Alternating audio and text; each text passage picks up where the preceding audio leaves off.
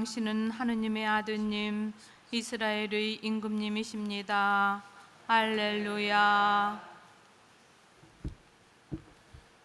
주님께서 여러분과 함께 또한 사제의 영과 함께 요한이 전한 거룩한 복음입니다. 주님 영광 받으소서. 그때 필립보가 나타나엘을 만나 말하였다.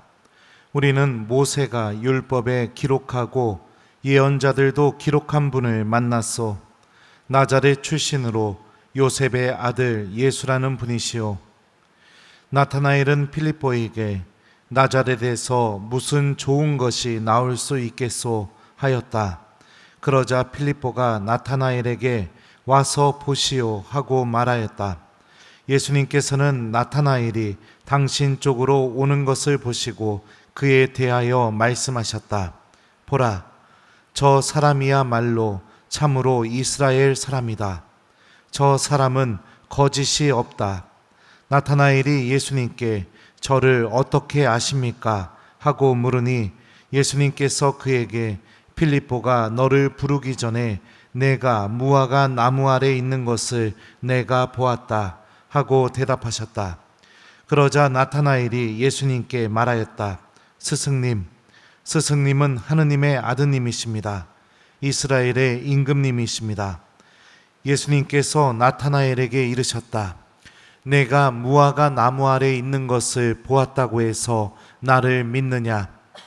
앞으로 그보다 더 큰 일을 보게 될 것이다. 이어서 그에게 또 말씀하셨다. 내가 진실로 너희에게 말한다. 너희는 하늘이 열리고 하느님의 천사들이 사람의 아들 위에서 오르내리는 것을 보게 될 것이다. 주님의 말씀입니다. 그리스도님 참여합니다. 오소서 성령님,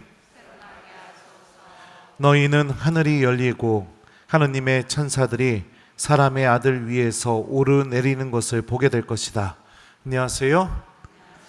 비도 오고 기분도 꿀꿀할 테고 그리고 또 밤늦게 미사 오는 게 참 귀찮을 텐데 어떻게 오셨대요? 이뻐 죽겠습니다. 아주. 오늘 미사 오신 교우 여러분들 하느님의 은총이 충만할 겁니다. 오늘 이 복음 말씀을 보면 믿음이 우리에게 어떤 열매를 맺어야 되는지에 대해서 설명을 해줍니다. 나타나엘은 예수님을 만나서 예수님에게 하느님의 아드님 그리고 뭐라고 했죠? 또 이스라엘의 임금님이라고 이렇게 고백을 하게 됩니다. 그러자 그런 나타나엘을 향해서 예수님이 뭐라고 말씀하시냐면 너희는 하늘이 열리고 하느님의 천사들이 사람의 아들 위에서 오르내리는 것을 보게 될 것이다 라고 이렇게 말씀하셔요.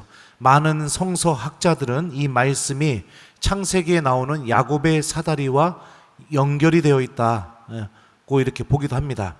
중요한 것은 무엇이냐면 예수님을 통해서 천사들이 오르내리고 그리고 하늘문이 열리게 된다는 것은 구원이 바로 예수님 안에 있다는 것을 의미하는 거죠. 근데 예수님은 나타나엘이 신앙을 고백하게 되자마자 뭐라고 말씀하시냐? 그 구원을 보게 될 것이다 라고 이렇게 말씀하셔요. 그러니까 믿음을 통해서 우리의 믿음이 궁극적으로 도달하고 또 맺어내야 될 열매가 무엇이냐? 구원을 바라볼 수 있는 신앙인이 되는 것. 이게 우리 믿음 안에서 반드시 맺어져야 될 열매입니다. 오늘 일독서를 보면은요, 천상 예루살렘이 나옵니다. 자, 천사가 나에게 말하였습니다. 이리 오너라. 어린 양의 아내가 될 신부를 너에게 보여주겠다. 이 묵시록 21장은요, 이 전에 무슨 일이 벌어지게 되냐면 사탄이 패망하게 되게 되고 새 하늘과 새 땅이 열리게 됩니다. 그리고 나서 이 어린 양의 신부인 천상 예루살렘이 이제 탁 이렇게 등장하게 되는 거죠. 여기서 신부라는 이 단어로 번역된 이 그리스 말은요, 원문을 보면 이미 결혼한 여성을 가리키는 님페라는 단어가 사용이 됐습니다. 이 신부, 여자 이런 걸 가리키는 또 다른 단어가 뭐냐면 바로 귀내라는 단어인데요. 이거는 결혼할 수 있는 여성을 의미할 때 사용되는 단어입니다. 대표적으로 이 단어가 어디서 쓰였느냐? 요한복음 2장에서 예수님께서 성모님을 향해서 뭐라고 부르셨죠? 1번 어머니, 2번 여인이시여. 몇 번이에요? 그렇죠. 여인이시여. 바로 여기서 사용이 됐던 그 단어예요. 근데 묵시록 21장은요. 그 귀내라는 단어를 쓰지 않고 이미 결혼한 여성을 가리키는 님페라는 단어를 사용하고 있습니다. 이게 어떤 것을 의미하느냐? 어린 양의 신부는 바로 천상 예루살렘이고 그 천상 예루살렘은 이미 누군가와 혼인관계를 맺고 있는 사람을 의미합니다. 그러면 그 혼인관계를 맺고 있는 사람이 누굴까요? 바로 어린 양, 우리들의 구원자 예수님. 바로 예수님과 아주 깊은 그 혼인의 의미가 뭐냐면 일치, 그 다음에 절대로 갈라질 수 없음, 하나가 됨, 그런 의미죠. 그 정도의 굉장히 깊은 관계를 맺게 되는 천상 예루살렘이 등장하게 됩니다. 그러면 이 천상 예루살렘은 무엇일까요? 누구를 가리킬까요? 바로 구원받은 하느님의 백성. 다시 말하면 하느님 나라에 머물고 있는 하느님 백성들, 천상 교회를 의미한다고 볼 수 있죠. 그러니까 우리가 믿음을 통해서 바라봐야 될 궁극적인 모습이 무엇이냐면 이 믿음을 내가 잘 지키고 끝까지 내가 지키면서 살아가게 되면 나도 어린 양의 신부로서 이 천상 예루살렘의 이론이 일부가 된다는 거죠. 예수님과 아주 긴밀하게 결합되고 연결되어 있는 사람. 우리가 믿음을 통해서 바라봐야 될 게 바로 이것입니다. 오늘 일독서에는 언급되진 않았지만 일독서 바로 다음 부분에 어떤 표현이 나오냐면 나는 그곳에서 성전을 보지 못하였습니다. 전능하신 하느님과 어린 양이 도성의 성전이시기 때문입니다. 라고 이렇게 요한이 이렇게 이야기합니다. 그러니까 이 천상 예루살렘에는 성전이 존재하지 않아요. 왜 존재하지 않을까요? 왜요? 내가 하느님과 아주 깊은 관계를 맺고 있으니까. 그죠? 그리고 하느님이 그 천상 예루살렘 안에서 영원히 현존하고 계시니까. 그러니까 성전이 존재하지 않는다고 요한묵시록 저자가 이렇게 말을 하게 되죠. 중요한 것은 우리들의 믿음이 바로 예수님을 통해서 내가 어떤 관계를 그분과 맺게 되는지를 정확하게 볼 수 있어야 됩니다. 그것을 바라보게 되게 될 때 우리들의 믿음은 놀라운 힘을 드러내게 되고 그리고 하느님께서 마련하신 구원으로 하나씩 하나씩 준비하면서 걸어나가게 됩니다. 그러면은 그것을 내가 어떻게 볼 수 있을까요? 오늘 다시 복음으로 돌아가서 본다면 복음에서 예수님이 나타나엘에게 이렇게 말씀하십니다. 내가 무화과 나무 아래 앉아있는 것을 내가 보았다라고 이렇게 말씀하시죠. 무화과 나무 아래 앉아있다라는 것은 무엇을 의미하냐면 당시의 유다인들은요 집 앞에 무화과 나무를 즐겨 심었답니다. 그리고 그 무화과 나무 그늘 아래에서 하느님의 말씀과 율법을 연구하고 토론하고 묵상하고 그렇게 무화과 나무 그늘 안에서 그 장소를 그렇게 활용했대요. 그러니까 무화과 나무 아래 앉아있는 것을 내가 보았다라는 그 예수님의 말씀은 무엇이냐? 나타나엘이 하느님의 말씀과 율법을 연구하고 묵상하던 사람, 다시 말하면 하느님의 말씀에 대해서 아주 잘 알고 있는 사람이었습니다. 그러니까 필립보가 나자렛 출신 예수님이라는 분이신데 그분이 모세가 율법에 기록하고 예언자들도 기록한 분이라고 이야기하자 나타나엘이 뭐라고 대답하냐면요, 나자렛에서 무슨 좋은 것이 나올 수 있겠소 이렇게 대답합니다. 왜 그러느냐? 구약 성경 전체에서 나자렛은 메시아를 위한 장소가 아니기 때문입니다. 언급이 안 돼 있어요. 그러니까 내가 그동안 연구하고 배우고 내가 깨달은 하느님 말씀에 대한 지식, 그 지식이 전혀 알려주지 않고 있습니다. 그 지식으로는 알아들을 수가 없어요. 와서 보시오. 필리포가 이 말을 하게 되자 너무나도 신기한 게 나타나엘은 자신의 지식은 불가능하다고 여기는데 필리포가 전한 이 말을 듣고 직접 가서 예수님을 직접 바라보게 됩니다. 그리고 나서 예수님을 하느님의 아드님으로 이스라엘의 임금님으로 고백하게 되죠.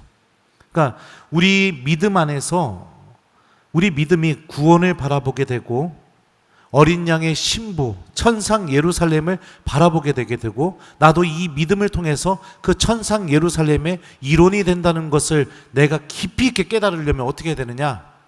나타나엘이 보여준 행동, 주님께 직접 다가가는 행동, 그리고 주님을 바라보는 행동, 이게 우리 믿음 안에 반드시 있어야 된다는 겁니다.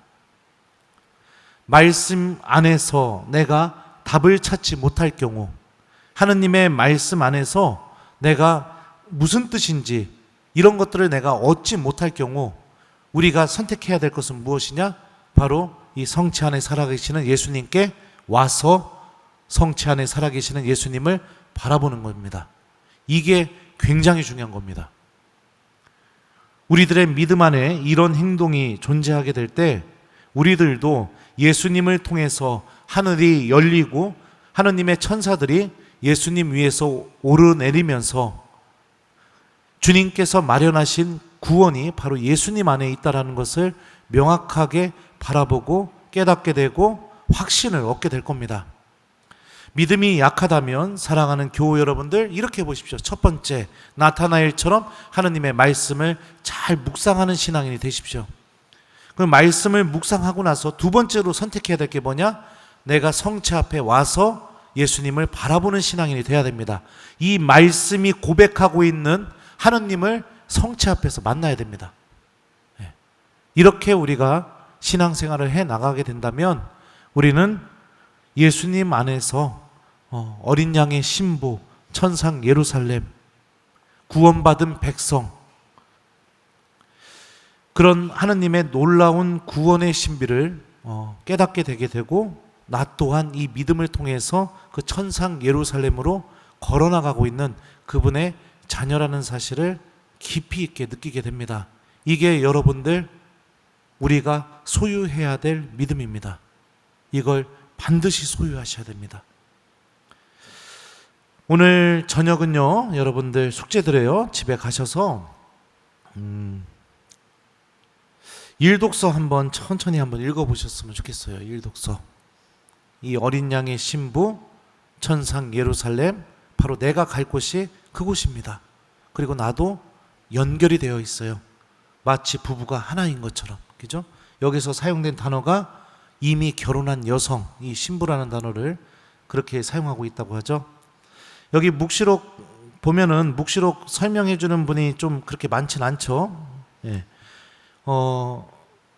도성의 성문이 동쪽, 서쪽, 남쪽, 북쪽 이렇게 네 방향으로 이렇게 성문이 열려 있다고 하잖아요. 그거는요, 하느님 구원의 보편성을 의미합니다. 모든 민족들을 초대하고 계시는 그 하느님. 예. 나중에 한번 묵시록 강의 좀 한번 해줄까요? 그래요, 좋습니다. 하여튼 중요한 건 뭐냐? 예. 우리가 하느님의 말씀을 묵상하는 삶, 이거 굉장히 중요하고요. 묵상으로 그치는 게 아니라 내가 예수님께 가서 예수님을 바라보는 삶. 예. 우리가 이런 선택을 하게 될 때 우리는 믿음을 통해서 주님께서 마련하신 구원을 정말로 바라볼 수 있는 신앙인이 될 것입니다. 이 신비를 바라봤으면 좋겠습니다. 오늘 숙제는 일독서 좀 천천히 한번 집에 가서 읽어보시고, 예.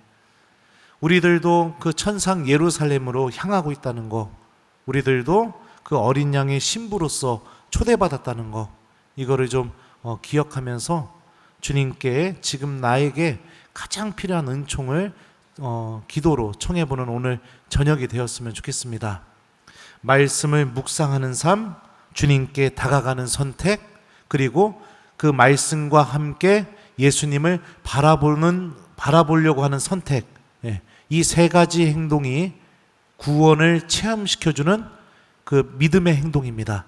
우리 이 세 가지 행동을 꼭 소유하는 신앙인이 되었으면 좋겠습니다.